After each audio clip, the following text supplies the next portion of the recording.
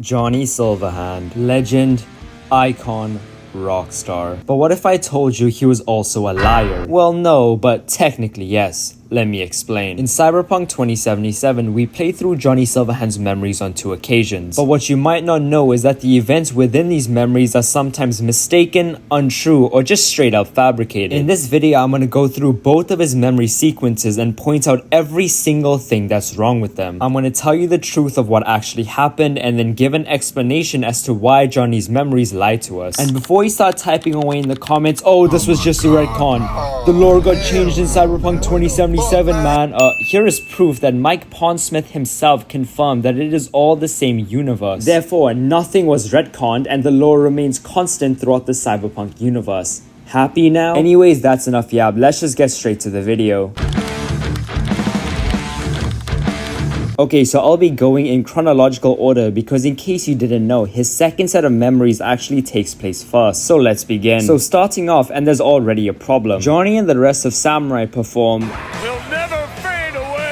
Well, what's the problem? Well, the song only gets written after Alt Cunningham gets kidnapped. But as you can see, she's fine and Danny's standing right over there. So how are they performing a song that was written after somebody got kidnapped before they got kidnapped? Anyways, moving on. And the rest of the sequence is actually pretty accurate for a while. But let's stop right here. The bike that Rogue is riding, that's the Yaebai Kusanagi CT3X. That bike only got released in 2068, not 2013. So how exactly does she have a bike 55 years too early? Was CDPR just being lazy and made a mistake? Or is the engram pulling information out of V's head to fill in the gaps? Who knows? Anyways, again, moving on, and the rest of the sequence is pretty accurate. Until we get to the final scene where Johnny unplugs Alt Cunningham. Okay, this isn't so much Johnny lying, but more so an explanation. But in case you didn't know, prior to this, Alt gets kidnapped by Arasaka and is forced to write an improv version of Soul Killer for them. After she does this, Arasaka actually kill her using Soul Killer. By being prepared for this, Alt actually coded in a controller override and would soon take over the entire Arasaka system. After she dealt with the guards, she was making her way back to her original body before Johnny Silverhand waltzes in and unplugs her, separating her connection to her body and leaving her stranded on the net. So that's just a quick explanation of what actually happened in case you were wondering. Also, Johnny doesn't beat the crap out of Thompson either. In actuality, Johnny realized what he had done and was devastated. Also, in game, if V asks Johnny about Thompson, Johnny says that he never works with Thompson again after 2013, but this is just not true because we literally see Thompson again in 2023, but we'll get to that in just a second. But that's it for the first flashback. Let's move on to the next one. And boy, there's a whole lot to get through. Let's begin with the 4th corporate war flashback now. And the first issue already arises at the start where Johnny says, "My op. I decide who's late and who's not." Yeah, it wasn't his op, it was Militech's op. But I will give him the benefit of the doubt as he was the leader of his own team. More on that later. Also, for some reason, all traces of Militech are removed from his memories. I wonder why.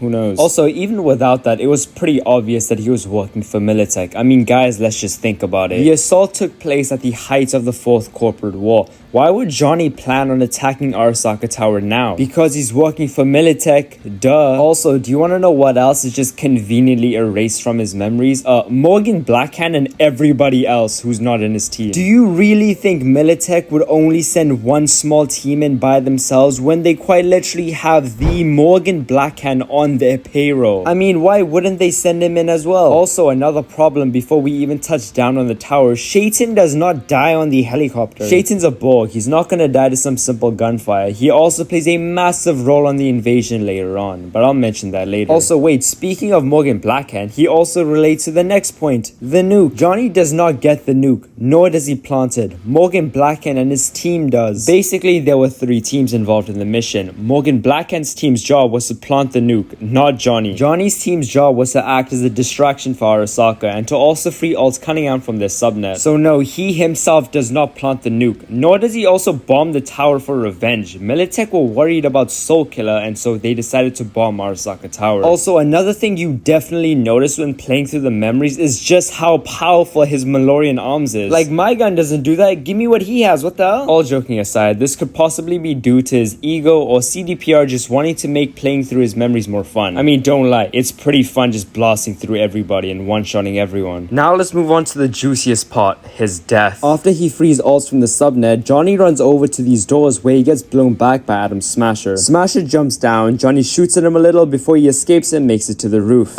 Except no, he doesn't. Johnny in the scene actually gets shot down by Adam Smasher and gets left for dead. Yeah, he basically dies right there in the tower. He does not make it to the roof and he does not make it out. But again, in his defense, Johnny willingly sacrificed himself to save the lives of his teammates. See, Johnny wasn't an idiot. Of course he knew he was no match for Smasher. But in order to buy his teammates enough time to leave, he jumped out, distracted Smasher before he got shot down, of course. And by the way, every time I mention that Johnny Silverhand actually dies in Arasaka Tower, I always get a bunch of people saying I'm wrong. So here, try to explain this. Johnny was literally on the floor while Smasher was walking towards him. He was shooting at Smasher and his bullets were having no effect. All it took from Smasher was one singular bullet to end Johnny's life. And somehow, miraculously, Johnny somehow managed to make it up to the rooftop. And the only explanation we get is just a jump cut. So I don't know how the hell Johnny managed to get out of Arasaka Tower and make it to the rooftop. If you can give me a convincing reason, I'll be very impressed. Moving on, and you may be wondering, Gani, you stupid little idiot.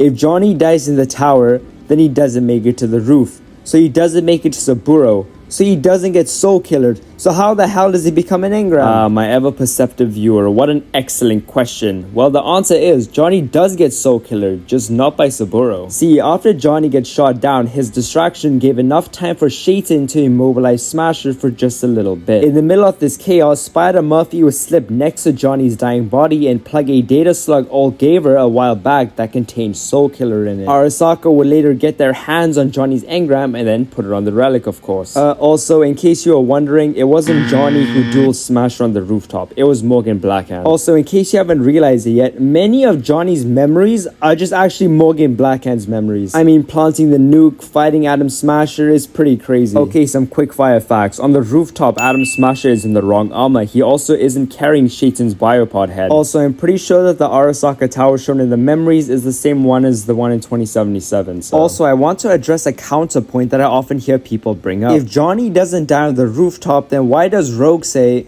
"Not this time, honey"?